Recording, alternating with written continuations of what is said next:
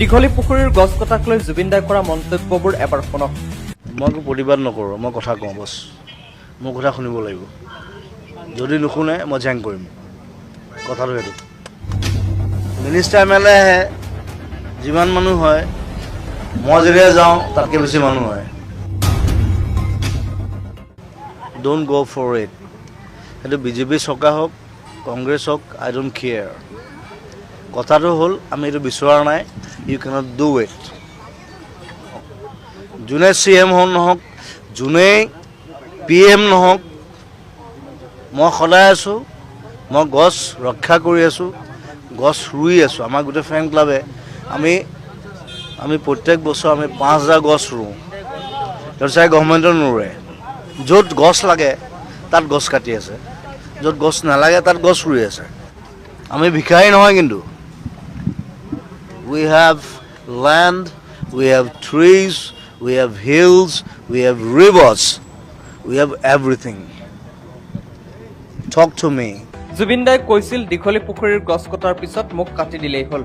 মই সেইটোৱে কৈছোঁ, গোটেই গছবোৰ কাটি দিয়া বঢ়িয়া, তাৰপিছত লাষ্টত আহি মোক কাটি দিলেই হ'ল। মোক কাটি দিলে মানে বেছি পইচা পাব। গছ কটাৰ বিৰোধিতা কৰাই কাল আছিল নেকি জুবিন গাৰ্গৰ বাবে? নহ'লে কিয় জুবিন গাৰ্গৰ সপোন ভৰিৰে মোহাৰি দীঘলী পুখুৰীৰ গছ কাটি পেলাইছিল হিমন্ত বিশ্ব শৰ্মাৰ চৰকাৰে? কৈছোঁ কাৰণ বেছিভাগ আমাৰ চৰকাৰৰ বেছিভাগ মানে ইংলিছ নাজানে। ইংলিছটো শিকি লওক প্ৰথমতে, then you talk to me right. Yes, that's it. এইটো ভুল কথা, এইটো ভুল, এইটো ভুল, এইটো ভুল, এইটো বাৰে বাৰে ভুল। মুখ্যমন্ত্ৰীয়ে যিটো পোষ্ট দিছে ফেচবুক ৰিভিউ কৰিম বুলি কৈছে, এই বিষয়টোক লৈ পেলাই সেইটো গোটেই কথাটোক লৈ পেলাই আপোনালোক আশ্বস্ত নহয় নেকি? মই নাজানো কি কৈছে। গছ থাকিলে চৰাই আহিব, যদি গছ নাথাকে ফ্লাইঅভাৰত চৰাই নাহে। এতিয়া মোৰ ষ্টুডিঅ'তে চাব, এইটো উদাহৰণ। তাত ৰাতিপুৱা কাউৰী, শালিকা, কপৌ, চুটি শালকি, ঘনচিৰিকা মোৰ এনে কাণৰ কাষেদি পাৰ হৈ যায়। এতিয়া বাদুলি আহিছে ৰাতি, কাৰণ মই জামাইকান চেৰি এটা ৰুই দিলোঁ। এতিয়া ৰাতি চব বাদুলিবিলাক আহে, মোক পাত্তাই নিদিয়ে। মানে মই কোন জুবিন গাৰ্গ, তাতে আহে কিন্তু ৰাতি। মই তাত সেইকাৰণে লাইট দিয়া নাই, কাৰণ লাইট দিলে তাহাঁতি গুচি যাব।